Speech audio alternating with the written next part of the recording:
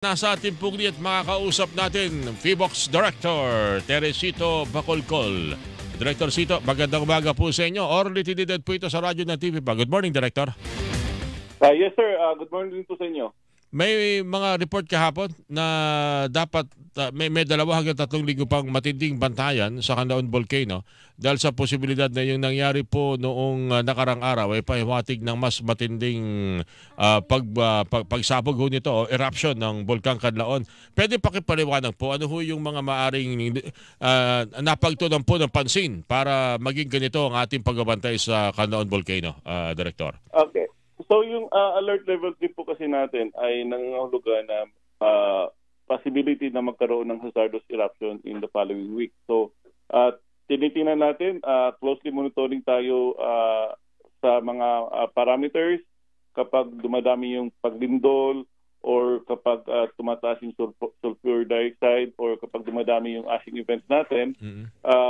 And kapag sustain po yung pamamaga ng bulkan, ay pwede po magkaroon kasi ng hazardous eruption. So, yan yung kailangan nating bandayan. Ibig sabihin, lahat po ng posibilidad na magkaroon ng major eruption, ando doon na namomonitor ng PHIVOLCS dyan sa Canlaon Volcano hanggang sa mga oras na ito? Yes, the possibility is always there.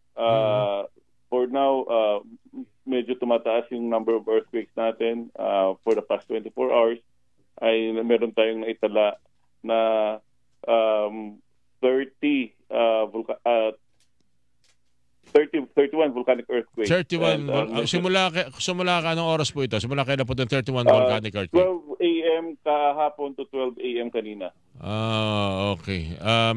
Ibig sabihin itong mga na monitor nito ng mga volcanic eruption, talagang medyo volcanic earthquake talagang medyo nakukuha ang attention po sa madaling salita. Dapat talaga tutukan.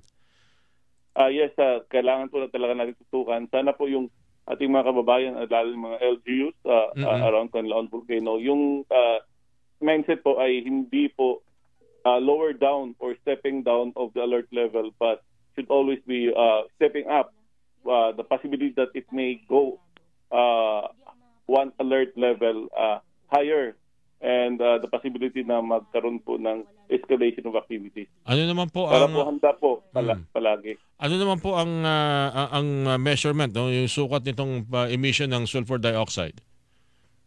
Kahapon umabot po yung sulfur dioxide natin ng 4,121 tons per day. Prior to the eruption on December 9, nasa 1,669 lamang ito. So ibig sabihin, bago nagkaroon ng eruption, may nakabara doon sa bunganga ng Canlaon Volcano. Kaya po biglang bagsak po yung sulfur dioxide natin.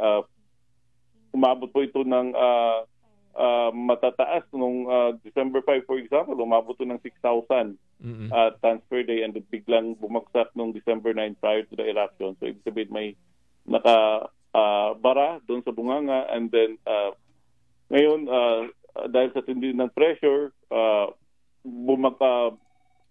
sumabog. And ngayon, tumaas na naman yung sulfur dioxide natin. Nasa 4,121 tons per day.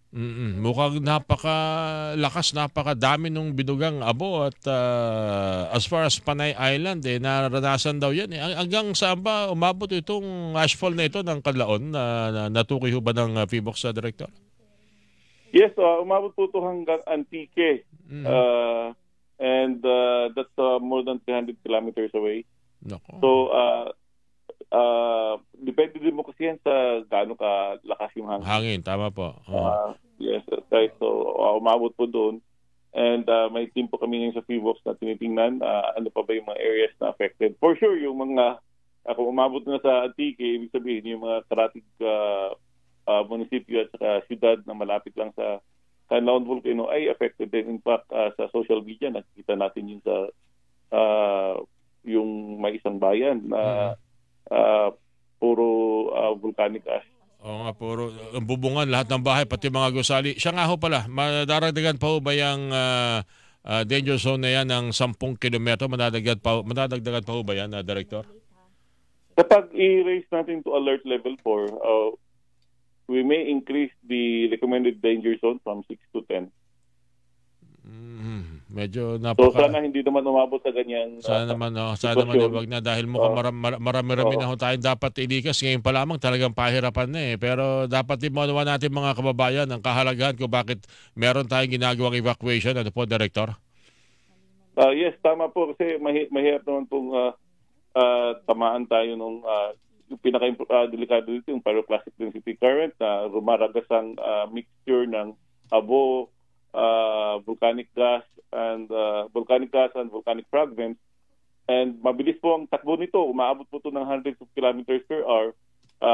Ito yung observe namin nung December 9, umabot po ng 3.5 kilometers from the summit ng volcano. Mabuti na lang hindi ito lumagpas doon sa 4 kilometer permanent danger zone. And kaya po tayo, isa sa mga dahilan kung bakit tayo nag-place ng alert level kasi baka masundan yung ganitong activity and mas malakas pa and aabot pa beyond the 4 kilometer permanent danger zone yung rumaragas ang pyroclastic density current. Alright. May mga reaction daw ilang mga residente sa paligid ng Bulkang Kanlaon na dahil wala na masyadong aktibidad at hindi na kinakikita ng usok sa bunganga nito, normal na raw ho eh. At ang iba parang gusto nang bumalik ng tahanan. Ano ba ang inyong may papayo po sa kanila, Director?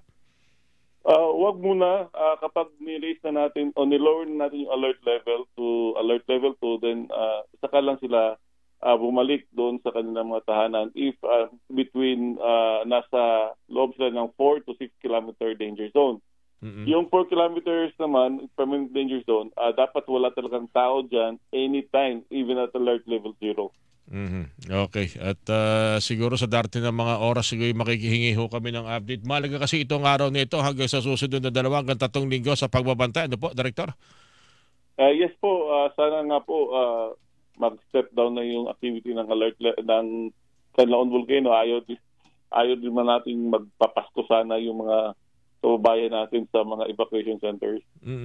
May record ba ang pagsabog ang Canlaon Volcano na mapaminsala? Parang bulkang mayon, na may nilubog na bayan, tinambangan ng abo, putik. May ganun bang record itong Canlaon Volcano na sa kanyang pagsabog? Wala, pero ang pinakamalakas na pagsabog niya 1902, nagkaroon po ng magmatic eruption, nagkaroon ng lava, and tawag natin ito yung Strombolian eruption na nagkaroon ng lava fountaining similar to what we are witnessing sa Mayon Volcano.